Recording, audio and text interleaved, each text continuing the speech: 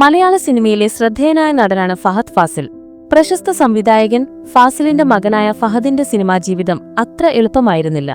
2002 പുറത്തിറങ്ങിയ ആദ്യ ചിത്രം കയ്യെത്തും ദൂരത്ത് ബോക്സ് ഓഫീസിൽ വലിയ ചലനം സൃഷ്ടിച്ചില്ലെന്നു മാത്രമല്ല, വിമർശനങ്ങൾക്കും പാത്രമായി.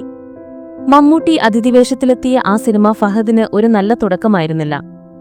എന്നാൽ പിന്നീട് പഠനത്തിനായി വിദേശത്തേക്ക് പോയ ഫഹദ് ശക്തമായി തിരിച്ചുവന്നു.